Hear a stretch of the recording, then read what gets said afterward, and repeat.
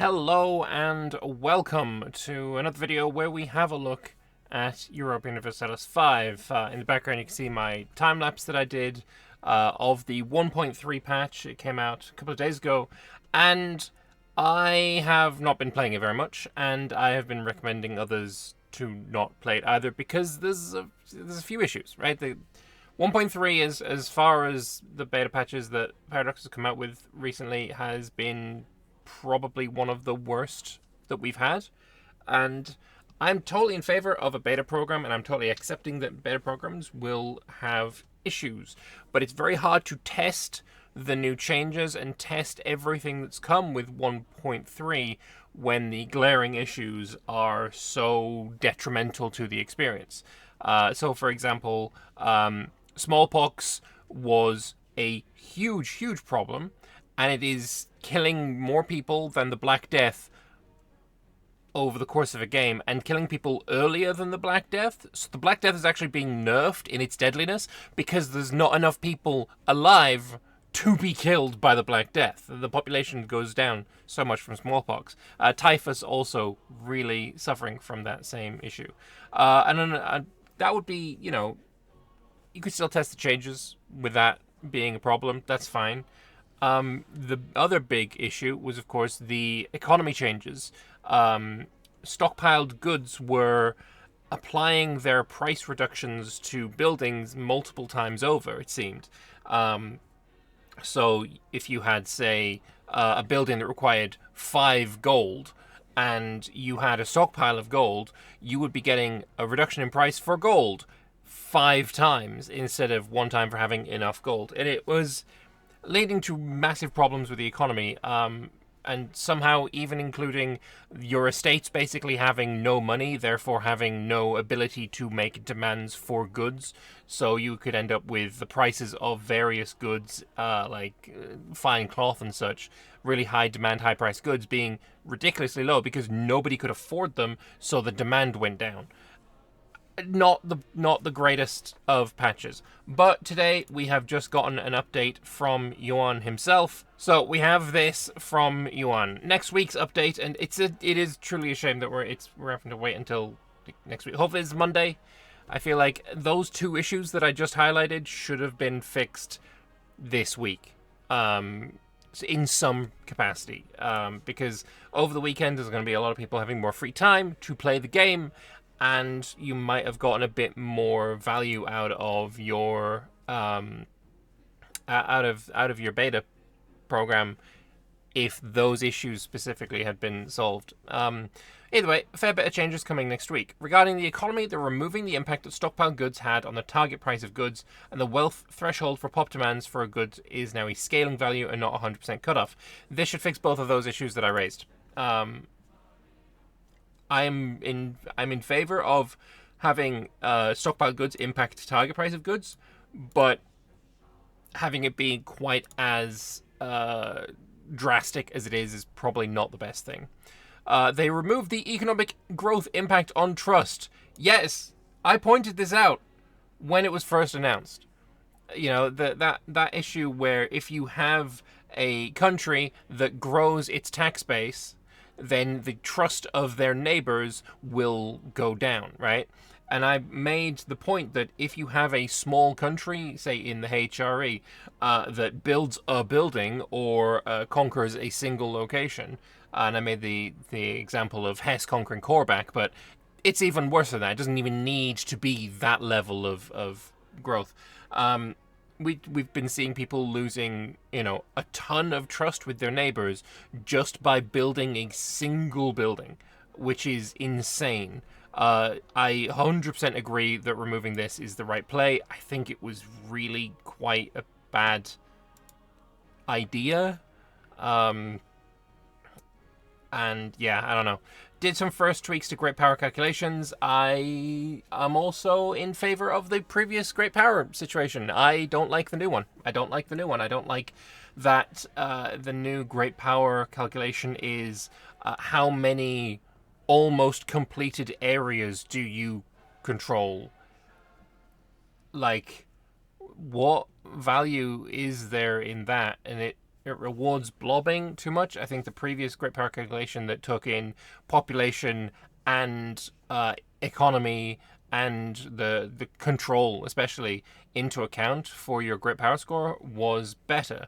And of course, there is issues, right? We don't want it to be the case that your great power score is completely nullified because China exists, right? We don't want that to be a recurring problem, but something had to change. And, well, this wasn't the change that needed to be made, in my opinion. Something else. The amount of mercenaries will now be impacted by overpopulation, occupation, siege, looted, or generally unhappy locations. I feel like that always was the case, but I guess it wasn't. I don't exactly know what the amount of mercenaries was impacted by before. I thought it was just unhappiness. Maybe these things are now just new, like overpopulation and such. But hey, what overpopulation? There is no such thing in the current patch, right? Because of smallpox. Ships now do twice as much maritime presence as before. That's quite nice. Transport ships can carry thrice the amount of food as before. Incredibly nice. Very nice. I like that. Supply depots are now scaled to the same level of food usage and beyond that, also improved. Auxiliary regiments can carry 50% more food, and if you have offensive societal values, your logistics distance will be longer. I quite like that. That is a big buff to offensive, and I think I will be doing that more often. Scorched Earth no longer burns all food in the province. This was an exploit, apparently. When you scorch Earth, you just completely make it impossible to be sieged by your enemies. I think Ludi brought that up quite a bit, and yeah, that's not something I've thankfully experienced, but yeah, might end up needing to ban that in my own multiplayer, which, if you're interested in multiplayer EU5, I'm going to be streaming that tonight, my Italy game.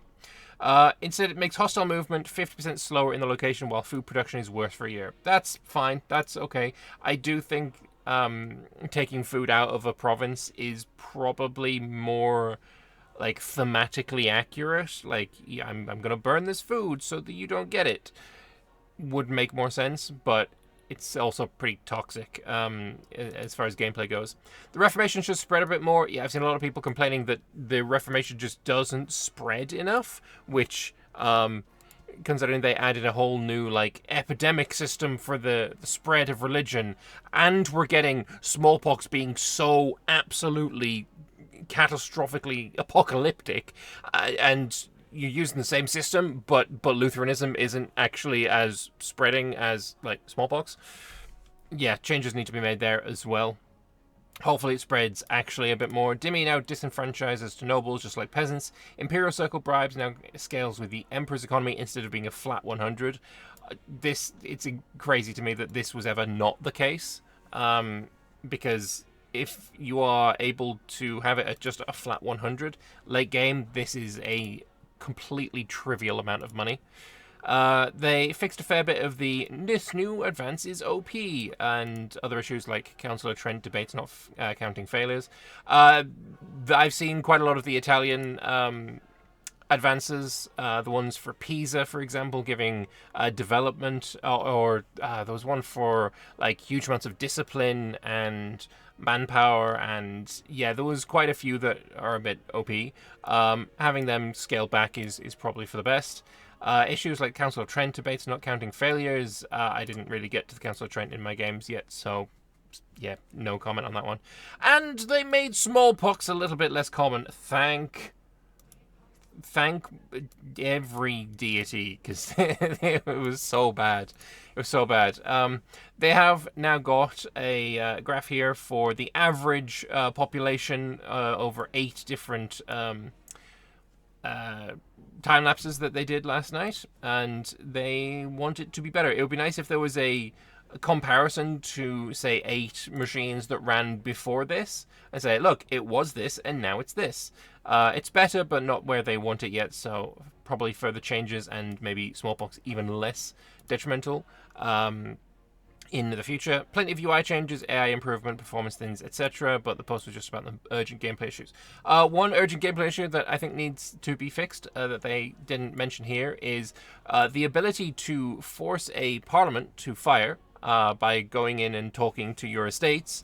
it doesn't work. Like, it's completely non-functional. You click it, but because it's not your allotted Parliament time, you can't take any of the issues or agendas or anything like that. It is just completely non-functional. That also needs fixing. Overall, my thoughts on 1.3 are I have no idea.